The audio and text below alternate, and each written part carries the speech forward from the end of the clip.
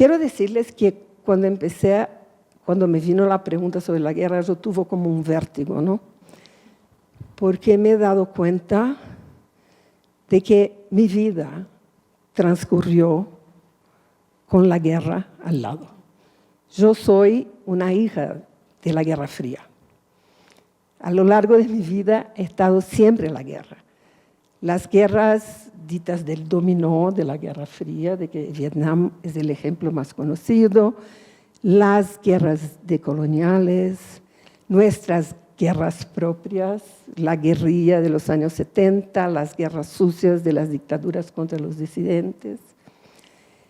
Y creo que la pregunta de cómo es posible vivir en un estado que es de guerra y sin guerra al mismo tiempo es una pregunta que tenemos filosófica, ¿no? Creo que es importante levantar. Hay muchas resonancias de todas esas guerras en las escenas que vivimos hoy, ¿no? Resuenan. La Guerra Fría resuena de nuevo en nuestros contextos, ¿no? Sus fantasmas.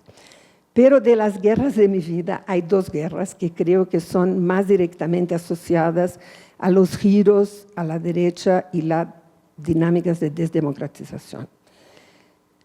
La primera de ellas es más lejana, pero también es cercana, que es la guerra al terror de los años 2000.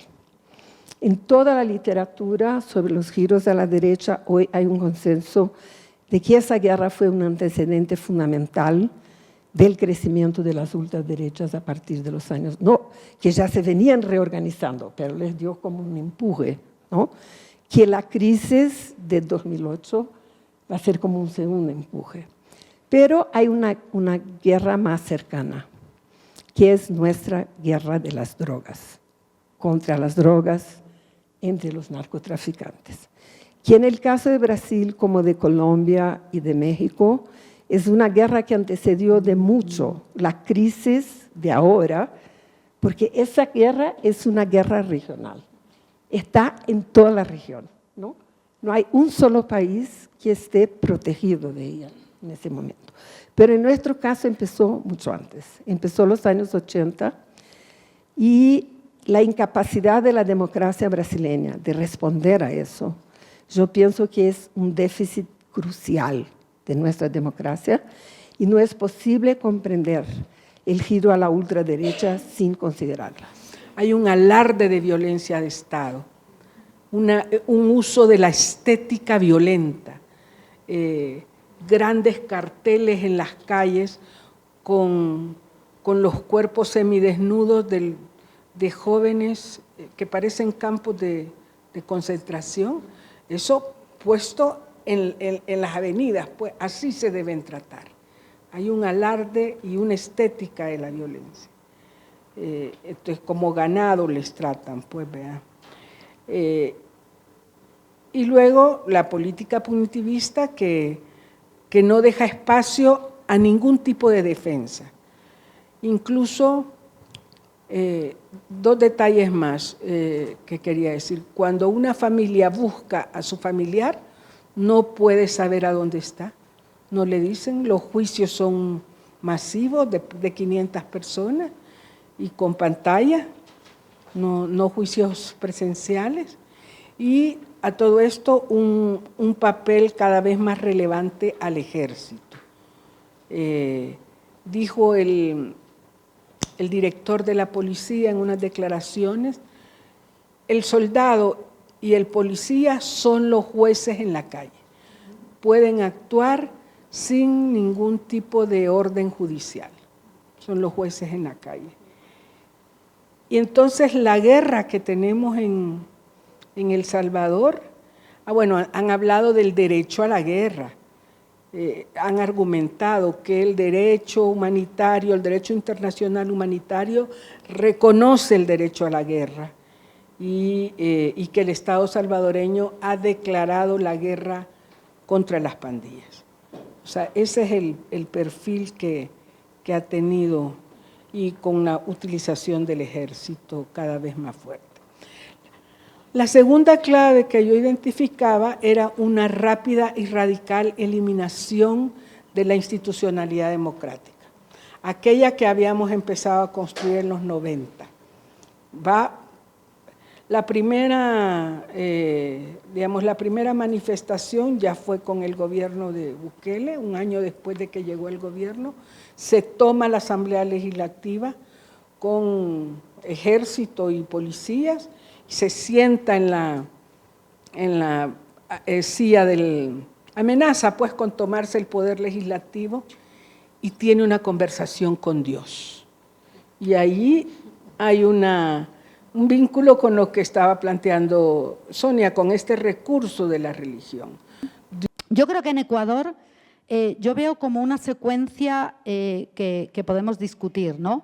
En 2017-18, todas las movilizaciones que hubo de Con mis hijos no te metas, luego Salvemos las dos vidas, etcétera, etcétera, lo que hicieron fueron útil para un reposicionamiento en clave moral de las derechas. Y lo hacían en clave moral autoritaria porque señalaban un enemigo interno. Lo que decía yo antes de no simplemente excluidos, enemigos. Me parece que hay un tránsito entre pensar sectores de la sociedad como excluidos a pensarlos directamente como enemigos, ¿no?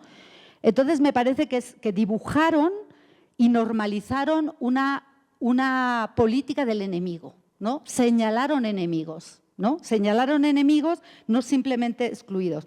Señalaron la moral, los ciudadanos de bien, ¿no? Que también, de acuerdo con un patrón civilizatorio racista, ¿no? Y señalaron quién eran los enemigos de la sociedad, quiénes destruían la familia, quiénes destruían la sociedad. Fase B, que sería una validación bélica, que para mí fue la pandemia. La pandemia colocó, ya se había normalizado una figura de enemigo, ¿no? De enemigos sexuales, ¿no? Peligrosísimos. Y lo que hizo la pandemia es una validación bélica, ¿no?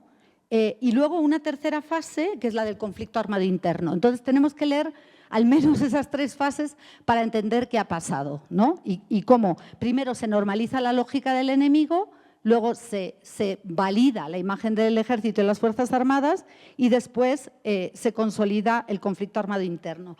Esa normalización del enemigo sexual y de género ahora se ha traspasado hacia el enemigo negro. Creo que ha habido un tránsito, pero la clave es la normalización del enemigo. Me parece que cuando normalizas un enemigo, ¿no?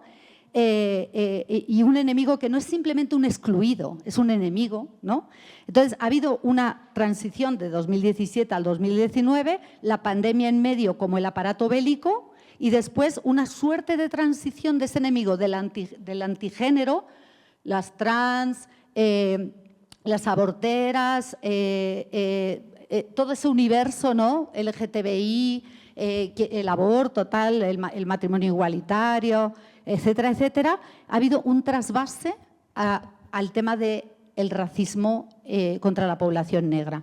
Esto es como que lo pensemos, ¿no? No digo que ese trasvase, no digo que las trans no sigan siendo enemigas, ¿no? Pero ha habido como una declinación ahí que pasa por el argumento autoritario de en esta sociedad hay enemigos y normalizar la idea del enemigo, no del excluido, ¿no? Me parece que otra clave importante es la redefinición de los derechos humanos. Yo creo que, y yo te lo he escuchado a ti, te lo he leído a ti, creo que a todas, pero creo que hay un campo ahora mismo en Ecuador muy claro de cómo se va a jugar esa cuestión de los derechos humanos. Y pongo solo un ejemplo. En mayo de 2024, el gobierno de Noboa hizo el amago de convertir el Ministerio de la Mujer y los Derechos Humanos en el Ministerio de la Política Criminal. Me parece que ahí nos da una clave muy clara de los atisbos, bueno, ya no tan atisbos, punitivistas con los que se quiere reconvertir la cuestión, ¿no? Entonces, me parece que en el centro de nuestra discusión tiene que estar la redefinición de los derechos humanos en el escenario bélico, ¿no? Porque me parece que ahí hay una operativa punitivista, que ahora los derechos humanos son derechos punitivistas, ¿no? Se reconvierten en clave criminal, anticriminal. Entonces, me parece otra clave. Y finalmente, la seguridad como un privilegio, ¿no? Una nueva partición de la sociedad entre la sociedad de bien y la sociedad que amerita ser protegida y aquella sociedad que es sospechosa, ¿no? Y que eso pasa por un patrón de racialización. Entonces, este desplazamiento, me parece, en clave autoritaria de la política del enemigo, o sea, la política marcial bélica del enemigo, viene de la política antigénero. Me parece muy claro a mí esa secuencia.